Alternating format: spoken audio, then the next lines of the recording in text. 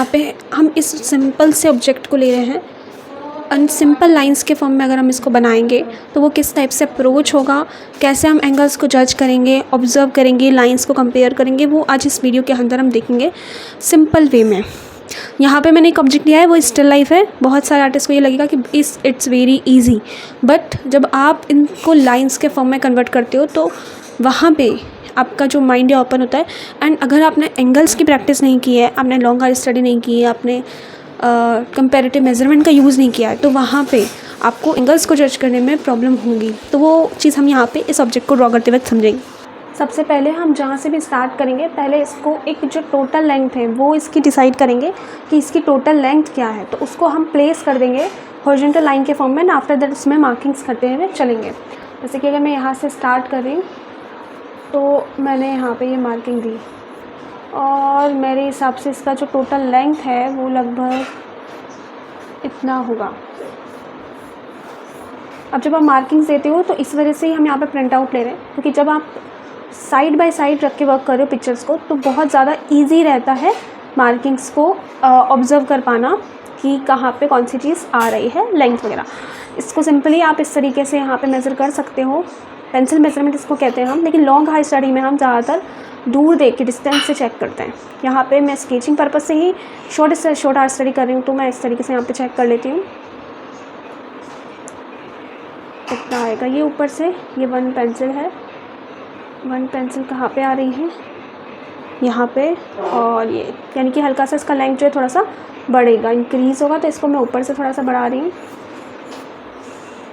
अब इसका जो विड्थ है वो भी हम यहाँ पे डिसाइड कर लेंगे क्या विड्थ रखना है। यहाँ पे वर्टिकल सेटअप का हम लोग यूज़ में ले रहे हैं, बट हॉरिजॉन्टल सेटअप में तो हम लोग क्या करते हैं, जो पेंसिल होती है वो हम ट्राइपॉड यूज़ करते हैं, लेकिन जब हम वर्टिकल सेटअप यूज़ करते हैं तो वर्टिकल सेटअप में हम लोग हॉरिजॉन्टली यूज़ करते हैं, प्रॉपर इस तरीके से नहीं, क्योंकि हम यूज़ कर सकते हैं। अगर आपको इस तरीके से मार्किंग रखने में प्रॉब्लम भी होती है, थोड़ा डिस्टेंस से थोड़ा आप इसको थोड़ा दूर से पकड़ के भी आप मार्किंग्स दे सकते हो, या ज़्यादा दूर से भी, लेकिन ये वाला जो साइड रहता है ओवर एंड ग्रिप का वो बहुत ज़्यादा बेस्ट रहता है। एंड जब हम वर्टिकल सेटअप यूज़ करते हैं तो हमारे पास मिस्टेक होने के चांसेस कम रहते हैं। अगर आप हॉरिजॉन्टल सेटअप यूज़ करें तो वहाँ पे एंगल्स के चेंज होने के चांसेस काफ़ी ज़्यादा बढ़ जाते हैं। यहाँ पे मैं सिंपली मार्किंग्स दे रही हूँ, क्योंकि मैं यहाँ पे लॉन्ग हाई स्टडी नहीं कर रही हूँ, तो मैं सिर्फ लाइंस के फॉर्म में ऐसे देखती जा रही हूँ और कन्वर्ट करती भी जा रही हूँ। एंड कुछ चीज़ों को मैं यहाँ पे कंपेयर करूँ, जैसे कि अगर मैंने ये एक एंगल दिया तो ये एंगल कितना ज़्यादा बड़ा है वो आप ऐसे देख सकते हो। इसको अगर हम ऊपर लेके जा रहे हैं तो ये कहाँ पे टच हो रहा है, इस कॉर्नर के बाहर ही जा रहा है। तो यहाँ से हमने ये चीज़ डिसाइड करी कि यहाँ पे ये एंगल ख़त्म हो रहा है। यहाँ से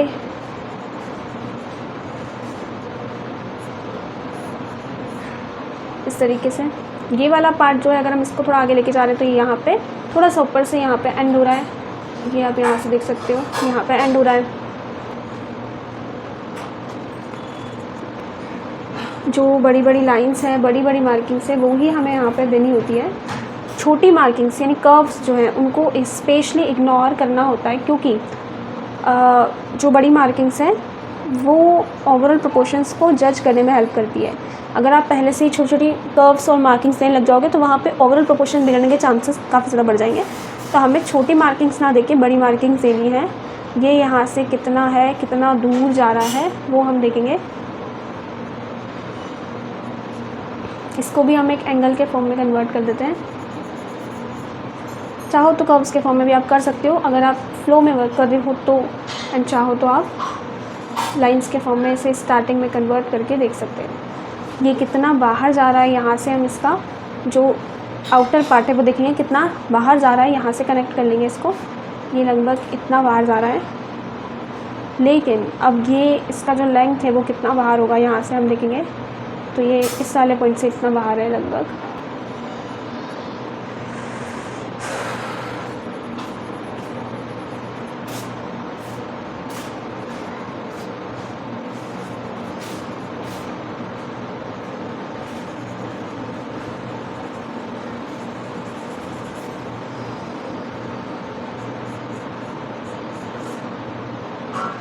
क्या इसका लेंथ है वो हम देखा यहाँ पे,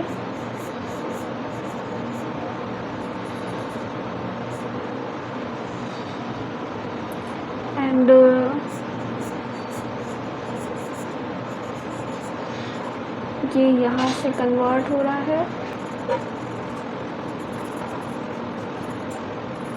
ये एक टाइप की शेप है, ये वाली भी रैंडम शेप है।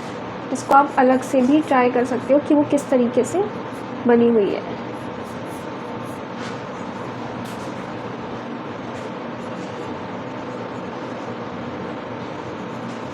कोई शेप आपको नहीं समझ आ रही है तो आप उसको अलग से बना के भी देख सकते हो।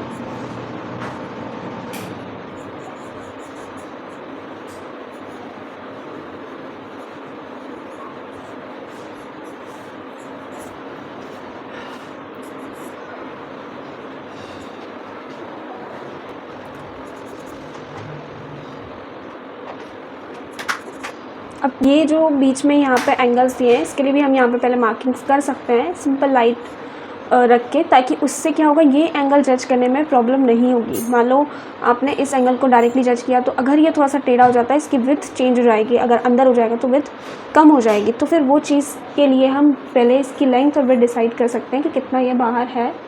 जैसे कि ये फर्स्ट वाला है, ये थोड़ा सा बड़ा सेकेंड वाला है, एंड थर्ड तो उसका बड़ा ही है लगभग ना, एंड फिर ये जो पार्ट है इतना है।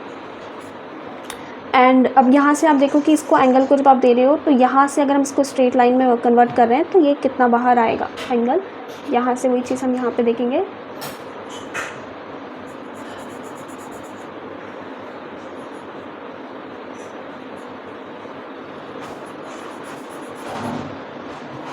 बीच बीच में आप इसमें रुक के देख सकते हो कि वो किस तरीके से बना हुआ है, ताकि उससे ऑब्ज़र्व करने में प्रॉब्लम नहीं होती है।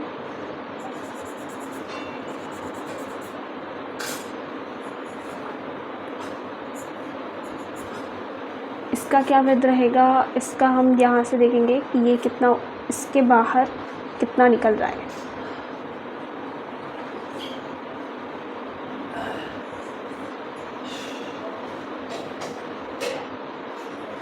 एंड ये चीज़ कि दोनों एंगल साइड से इक्वल है, तो इधर वाला भी तो वो चीज़ सेम डिस्टेंस आपको यहाँ पे रखना पड़ेगा जो आपने यहाँ पे गैस किया है।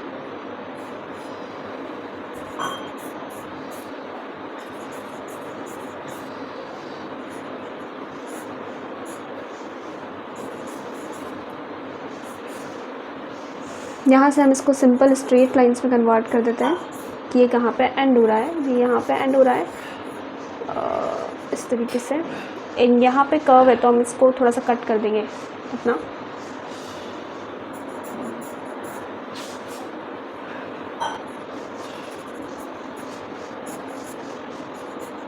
उसको भी मैंने एंगल्स के फॉर्म में ही किया।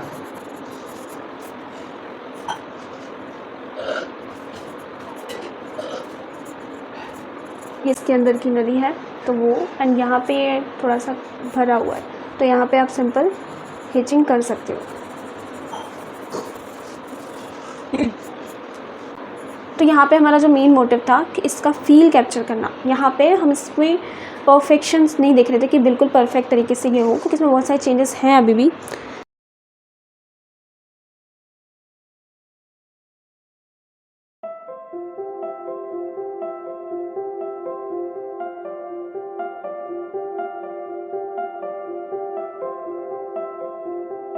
आप लोग देख सकते हो कि मैंने यहाँ पे इसको डायरेक्टली कर्व्स के फॉर्म में अप्रोच किया, तो किस तरीके से इसके प्रोपोर्शंस में डिफरेंस आ गया। तो जब भी हम लाइंस के फॉर्म में पहले मार्किंग से देते हैं, तो उससे क्या होगा, उसकी लेंथ और विड्थ जो है वो डिसाइड हो जाएगी ऑलरेडी कि इतनी ही स्पेस में वो कवर्ड है। ठीक, तो हम जब स्टार्टिंग में सिंप्लीफिकेशन करते हैं तो हम इस तरीके से भी नहीं करते। इसमें काफ़ी सारी लाइंस का यूज़ हो रहा है, ये तो फील कैप्चर करने के लिए। लेकिन जो सिंप्लीफिकेशन एक्सरसाइज होती है उसमें हम क्या करते हैं, उसमें हम उसको सिर्फ बॉक्स के अंदर कन्वर्ट करते हैं। जैसे इसको अगर मैं बॉक्स के अंदर कन्वर्ट करूँगी तो ये यहाँ से यहाँ से एक लाइन जाएगी, यहाँ से एक लाइन, यहाँ से और यहाँ से, ये एक रेक्टेंगल बॉक्स बन जाएगा सिंपल।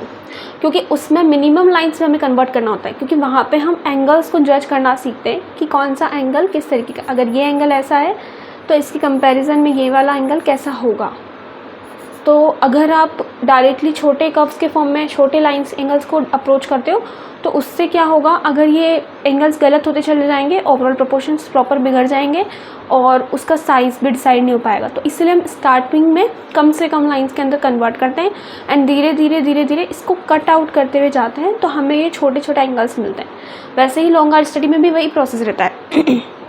हम पहले उसको सिंप्लीफिकेशन करेंगे इस तरीके से, या फिर ये तो स्केचिंग है लेकिन हम सिंपल लाइंस के फॉर्म में सिर्फ ब्लॉक करेंगे, फिर कट आउट करते हुए इस तरीके से एंगल्स में कन्वर्ट कर देंगे सेकंड स्टेज पे। फर्स्ट स्टेज पे तो सिंपल लाइंस के फॉर्म में, सेकंड स्टेज पे इस तरीके से। थर्ड स्टेज में जाके हम उसमें कर्व्स को ऐड करते हैं। लेकिन जो थर्ड स्टेज है वहाँ तक आने के लिए पहले इनको अच्छे से कंप्लीट करना पड़ता है और बहुत अच्छे तरीके से पहले आपको ऑब्जर्व करना पड़ेगा, मिस्टेक्स को देखना पड़ेगा एंड फिर आप थर्ड स्टेज पे आओगे। जैसे कि अगर हम इस बाइक को देख रहे हैं तो यहाँ पे भी हम इसको सिंपल लाइंस के फॉर्म में कन्वर्ट करेंगे। तो हमें क्या सोचना है, अगर यहाँ पे सिंप्लीफिकेशन एक्सरसाइज हम कर रहे हैं तो हमें क्या क्या सोचना पड़ेगा। तो आपको एक ये वाली जो एंगल है, या तो आप इस तरीके से एक एंगल इस तरीके से ले सकते हो, या फिर आप पूरा इस लाइन को ऐसे कवर कर सकते हो, फिर एक एंगल ऐसे, एक ये पूरी लाइन हो गई हॉरिजॉन्टल एंड एक ऐसे, 1 2 3 एंड 4 लाइंस में कन्वर्ट हो रहा है। सिंप्लीफिकेशन एक्सरसाइज में स्टार्टिंग लेवल पे इस तरीके से हमें सिंप्लीफाई करना होता है, क्योंकि इन एंगल्स को भी जज करने में आपको टाइम लगेगा। तो एक जो ब्लॉक इन वाला मेथड है वो ही सिंप्लीफिकेशन मेथड है। जब हम किसी जो ऑब्जेक्ट है उसका पूरा साइज़ क्या रहेगा उसको गैस करने में लगा रहे हैं, उसको सीख रहे हैं। तो जब यहाँ पे भी इस स्टेज पे भी आप एंगल्स को ड्रॉ करना सीखते हो, एंगल्स के थ्रू ही उनकी विड्थ लेंथ ये सब डिसाइड होता है। तो आपको क्या करना है, स्टार्टिंग में इस तरीके से करना है एंड फिर उसमें छोटे एंगल्स पे भी आपको प्रैक्टिस करनी है धीरे धीरे एंड कट आउट करते हुए करनी है। एंड आफ्टर दैट जब आप स्केचिंग कर रहे हो तो साथ में आप उसको इस तरीके से कट आउट करके फील कैप्चर कर सकते हो एंड प्लेसमेंट्स भी दे सकते हो। तो ये चीज़ कंटिन्यूसली बेस पे करनी रहती है। स्टार्टिंग में हम सिंपल ऑब्जेक्ट लेंगे, फिर इस टाइप के ऑब्जेक्ट्स लेंगे क्योंकि इनमें भी आपको एंगल्स वगैरह देखने को मिलेंगे। स्टिल लाइफ लेंगे जब हम, तो स्टिल लाइफ में क्या होगा, स्टिल लाइफ में तो सिंपल लाइन ज़्यादा देखने को मिलेगी, एंगल्स जो है वो कम देखने को मिलेंगे। लेकिन अगर आप डायरेक्टली इस टाइप के ऑब्जेक्ट ले रहे हो तो इसमें सारे एंगल्स ही हैं, इसमें स्ट्रेट लाइन कहीं नज़र नहीं आ रही, इसमें आपको एंगल्स ही दिखेंगे। तो हम क्या करते हैं, इस टाइप के ऑब्जेक्ट अभी नहीं लेके पहले हम स्टार्टिंग में स्टिल लाइफ लेते हैं। ऑब्जेक्ट है तो इस ऑब्जेक्ट को देखते वक्त भी आपको ये चीज़ देखनी है कि कौन सी चीज़ कहाँ पर आ रही है। तो एंगल्स को जब आप ड्रॉ करोगे तो इनकी विड्थ डिसाइड हो जाएगी, लेंथ डिसाइड हो जाएगी, प्लेस हो जाएंगे इनके पार्ट्स, तो ऑटोमेटिकली फील कैप्चर हो पाएगा। कैसे फील कैप्चर कर सकते हो आप, सिर्फ लाइंस के फॉर्म में कन्वर्ट करके भी। जिस तरीके से हमने सिंपल लाइंस में कन्वर्ट किया था वैसे ही हम इसको सिर्फ कन्वर्ट करेंगे बॉक्स के अंदर। एंड यहाँ पे भी आप सोचो कि यहाँ पे एक बॉक्स है सिंपल लाइंस के फॉर्म में। मैंने हल्का सा एंगल टेढ़ा इसलिए लिया है ताकि एक फील कैप्चर हो पाए।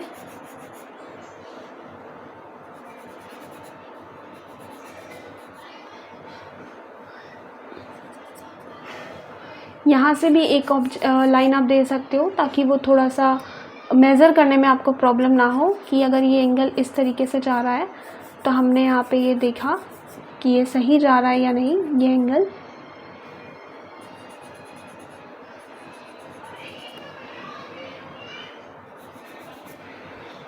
अब इनमें क्या होता है, आप जब लॉन्ग आर्ट स्टडी करते हो तो इस तरीके से पेंसिल मेज़रमेंट करके देखते हो कि इसका क्या विड्थ है, क्या लेंथ है, कहाँ पे ये ख़त्म हो रहा है वो चीज़। लेकिन स्केचिंग में हम वो चीज़ नहीं देखते हैं, वहाँ पे हमें सिर्फ देखना होता है, खुद से कंपेयर करना होता है कि कहाँ पे कौन सी चीज़ आएगी।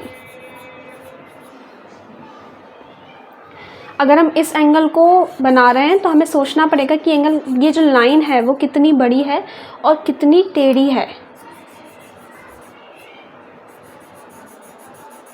अब ये जब बनाएंगे तो अब ये जो एंडिंग पॉइंट है यहाँ से ये डिसाइड हो जाएगा कि ये यहाँ से कितना ऊपर है या इस पॉइंट से कितना ऊपर है। ये जो लाइन है यहाँ से कितना ऊपर है वो इस लाइन के डिस्टेंस से पता लग जाएगा।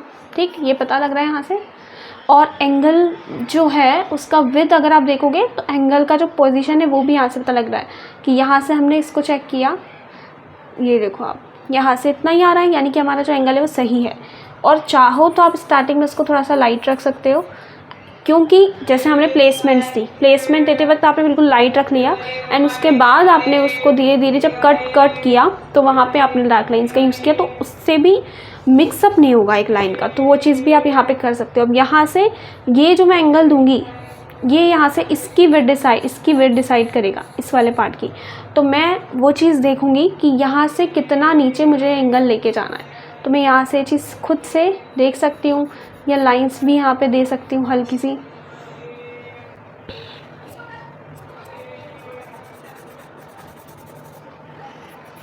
यहाँ से ये कितना आउट हो रहा है।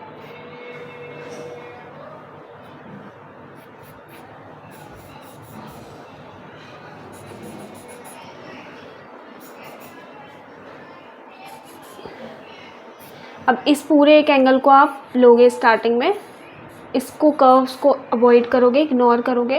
ये एंगल कैसा जा रहा है वो हम देखेंगे, कितना लंबा है कि मैंने सिर्फ यहाँ पे लाइटली बनाया। और अब मैं इसकी एक बार ये चेक की मैंने, विड्थ सही है। अभी कितना ऊपर आ रहा है, यहाँ से आप देखो कि यहाँ से अगर हम इसको आगे लेके जा रहे हैं तो कितना ऊपर ये है, या फिर अगर हम इसको यहाँ से आगे लेके जाएंगे तो कहाँ पे ये टच होगा, ये लाइन कहाँ पे टच होएगी, यहाँ से ये डिसाइड हो जाएगी कि इसका जो अपर पार्ट है वो कहाँ पे ख़त्म हो रहा है, इससे इतना नीचे, तो ये थोड़ा सा ऊपर जाएगा। आप यहाँ से भी देख सकते हो, इससे अगर हम कितना दूर है ये देखें तो ये हमने यहाँ पे रखा, लगभग सेम है यहाँ पे ये, ठीक। तो हमारा ये एंगल डिसाइड हुआ, इसको हमने थोड़ा सा डार्क कर दिया। इसके बाद यहाँ से आप इसको इग्नोर करके यहाँ से डायरेक्टली ले सकते हो।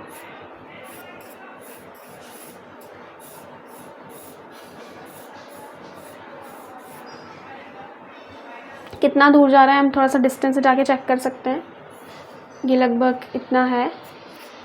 एंड यहाँ से फिर ये एक एंगल है,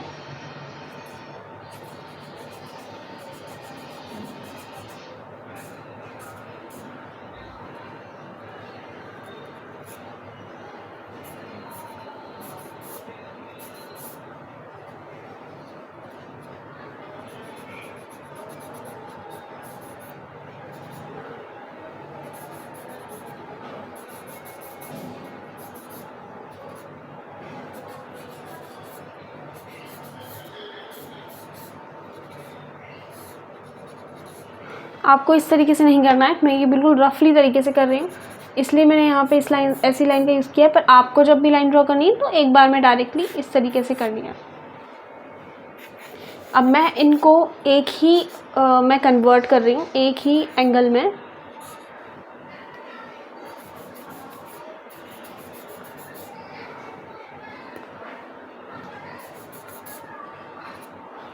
ये जो लाइन है ये पहले हम डिसाइड कर लेंगे कि इसकी विड्थ ये डिसाइड करेगा। तो अगर हम देखें तो इससे थोड़ा सा नीचे ये लाइन जाएगी लगभग यहाँ पे, और कहाँ से, यहाँ से स्टार्ट हो रही है, ये जो एंगल हमने यहाँ पे ख़त्म किया था। तो इस तरीके से आपको कंपेयर करते हुए चलना है और आप इजीली उसको अप्रोच कर लोगे। बस आपको लाइंस की प्रैक्टिस यहाँ पे करनी होती है। यहाँ पे जो एंगल है, यहाँ पे हमने एक एंगल भी नहीं दिया, यहाँ पे हमने डायरेक्टली एंगल दिया है। तो अगर हम इस पॉइंट को देख रहे हैं, यहाँ से स्टार्ट है जो एंगल, इसके थोड़ा सा आगे यहाँ पे एंड हो रहा है, यानी कि यहाँ पे कितना ऊपर है वो आप यहाँ से देखोगे। इससे थोड़ा सा नीचे बैठेगा तो यहाँ पे ही बैठेगा।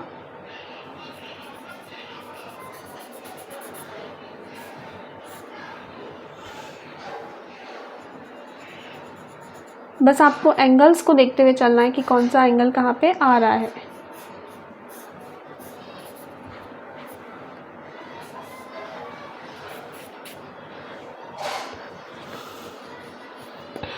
यहाँ से हम इस एंगल को ले लेंगे। अगर हम इसको कर्व्स के फॉर्म में अप्रोच करना है तो वो कर्व के फॉर्म में भी अप्रोच कर सकते हैं।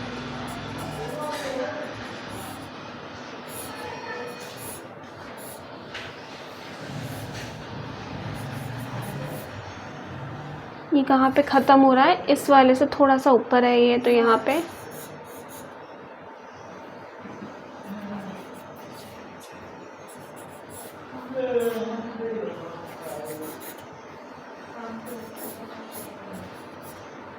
इस तरीके से सिंपल सिर्फ मैंने इसको कन्वर्ट किया।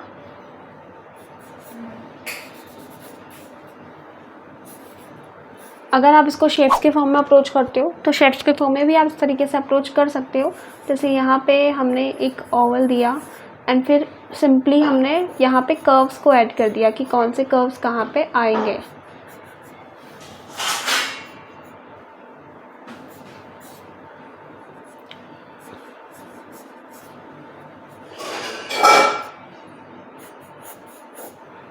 लेकिन उसके लिए भी आपको उसके एंगल्स को समझना ज़रूरी है, कौन सी चीज़ कहाँ पे है। जैसे अगर हम यहाँ पे शेप्स के फॉर्म में कर रहे हैं तो भी हमारी जो विड्थ है और जो लेंथ है वो सही आनी चाहिए। तो इस तरीके से आप लाइंस के फॉर्म में पहले स्टडी करके एंगल्स को समझ के उसके बाद शेप्स के फॉर्म में भी उनके फेसेस को स्टडी कर सकते हो, उनके पार्ट्स को स्टडी कर सकते हो। शेप्स के फॉर्म में यहाँ पे एक ओवल आएगा एंड ओवल यहाँ पे हमने जैसे एक ओवल दिया तो ओवल के बाद ये जो शेप्स है वो यहाँ पे कन्वर्ट होगी।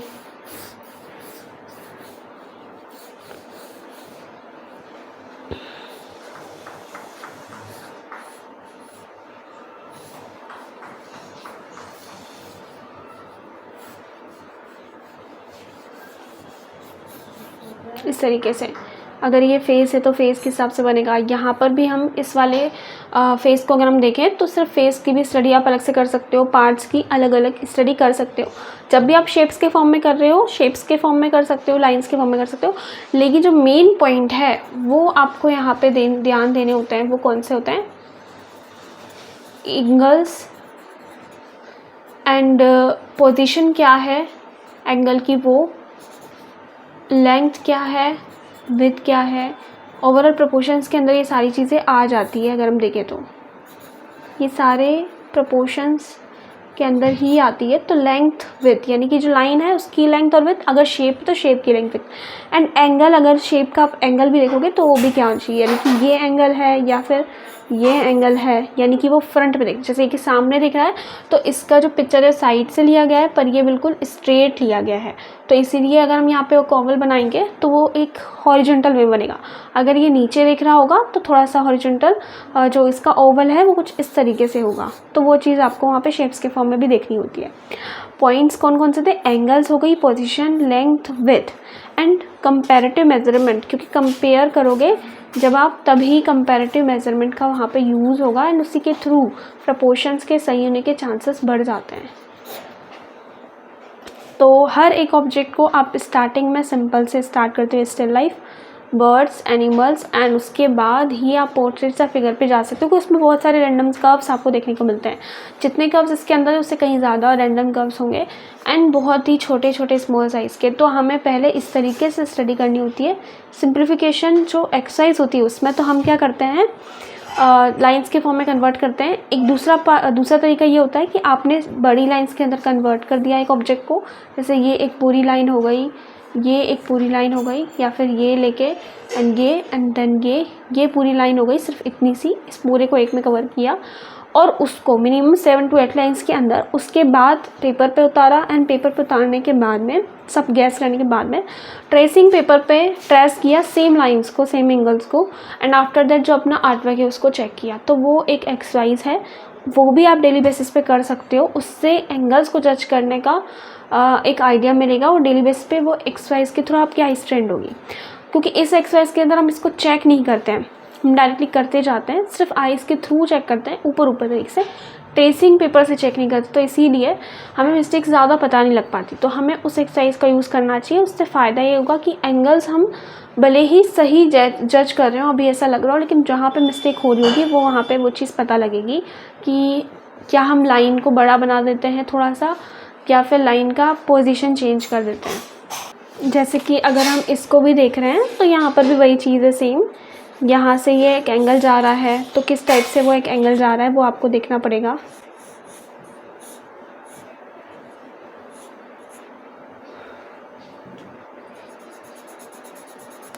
यहाँ से ये जो एंगल है, अब यहाँ से इसकी विड्थ जो है इन दोनों लाइन से डिसाइड की है। तो इसको हम थोड़ा सा अंदर लेंगे तो यहाँ से देखो, अब इसकी विड्थ थोड़ी सही लग रही है, लेकिन यहाँ से ये जब लाइन हमने ली तो इसका जो एंगल है वो चेंज हो गया, जिसकी वजह से विड्थ जो है वो चेंज हो गई। तो यही चीज़ आपको यहाँ पे गैस करनी है। इसके अलावा एंगल एक्सरसाइज भी होती है जिसमें हम सिंपल लाइन के थ्रू एंगल्स को समझते हैं कि अगर एक स्ट्रेट लाइन जा रही है तो उसके कंपैरिजन, जैसे ये स्ट्रेट लाइन अगर हमने यहाँ पे दी तो इसके कंपैरिजन में ये एंगल कैसा है, उसकी पोजीशन को समझना पड़ता है। तो वो उस एक्सरसाइज में हम करते हैं एंगल एक्सरसाइज के अंदर, जहाँ पे हम एंगल्स को जज करना प्रॉपर तरीके से सीखते हैं। तो उसके लिए मेरा पूरा वीडियो अपलोडेड है मेरे चैनल पे, जिसके ऊपर पूरी एक्सरसाइज के ऊपर डिटेल में वो वीडियो बना हुआ है एंगल एक्सरसाइज के नाम से। उसका लिंक मैं डिस्क्रिप्शन में डाल दूँगी, तो वहाँ पे जाके आप उसको चेक कर सकते हो। अगर आपको ये वीडियो अच्छा लगा हो एंड इसके थ्रू आप लाइंस एंड एंगल्स आपको समझ आए हो, एंड कुछ शॉर्ट्स के थ्रू मैं कंटेंट बना रही थी जिसमें मैं इन एंगल्स को समझा रही थी, तो कुछ लोगों ने मुझे मैसेज किया था, रिक्वेस्ट किया था कि इस पर आप एक डिटेल्ड वीडियो बनाओ, इसीलिए ये वीडियो लेसन मैंने यहाँ पे बनाया है। सो आई होप ये लेसन आपको अच्छा लगा हो। देन अगर आप इस प्रोसेस को अभी तक करते हुए आ रहे थे, सिंप्लीफिकेशन मेथड को लाइंस के फॉर्म में, एंड एंगल एक्सरसाइज को आपको पता था कि एंगल एक्सरसाइज कैसे की जाती है, एंड ऑल्सो एंगल्स को आप इजीली जज कर पा रहे थे, यानी कि सिंप्लीफिकेशन मेथड का आप यूज़ कर रहे थे अपने स्केचेस में एंड डिटेल में उसके बारे में आपको पता था, देन आप कमेंट सेक्शन में प्रॉपर डिटेल में मुझे बताइए कि क्या आप यूज़ करते थे या नहीं। Don't forget to like and subscribe our channel for upcoming art lessons and art videos. Tap bell icon so that you will be notified जब भी मैं कोई न्यू लेसन अपलोड करूँगी, तो वहाँ पे आपको नोटिफिकेशन मिल जाएगा। एंड ऑल्सो मेरे साथ बहुत सारे आर्टिस्ट जुड़े हुए हैं, जहाँ पे हम लोग डेली बेसिस पे रेफरेंस को स्केच करते हैं अलग अलग मेथड का यूज़ करके। सिंप्लीफिकेशन हो गया शेप्स के फॉर्म में, तो वहाँ पे हम प्रॉपर तरीके से प्रोपोर्शंस को जज करना सीखते हैं, एंड वहाँ पे हम सब तरह के ऑब्जेक्ट्स को लेते हैं लेवल के हिसाब से, still life, birds, animals, portraits, landscape और ट्रीज़ हो गई या फिर फिगर्स हो गए। तो अगर आप मेरा वो व्हाट्सएप ग्रुप ज्वाइन करना चाहते हैं एंड डेली बेसिस पे स्केचिंग चैलेंज को लेना चाहते हैं, क्योंकि जब आप डेली बेसिस पे स्केचिंग करते हो तो कंसिस्टेंसी के साथ में आपका जो लेवल है वो क्रॉस हो जाता है, लेकिन अगर आप डेली बेसिस पे स्केचिंग नहीं कर पाते तो कंसिस्टेंसी बिगड़ जाती है और जो आपने सीखा वो भी आप भूल जाते हो। चीज़ होती है कि जब हम अकेले प्रैक्टिस कर रहे होते हैं तो हम कभी कभार कंसिस्टेंसी मेंटेन नहीं कर पाते, लेकिन जब हमारे पास साथ में ग्रुप होता है तो वहाँ पे हम एक दूसरे को देखकर, जब हम एक दूसरे के वर्क्स देखते हैं तो डेली बेसिस पे हम स्केचिंग करना स्टार्ट कर देते हैं और कंसिस्टेंसी मेंटेन हो जाती है और एक चैलेंज भी हम कंप्लीट कर पाते हैं। तो आप ये देख सकते हो कि 15 डेज़ के 30 डेज़ के चैलेंज में जो आर्टिस्ट हैं उनका इम्प्रूवमेंट हुआ है।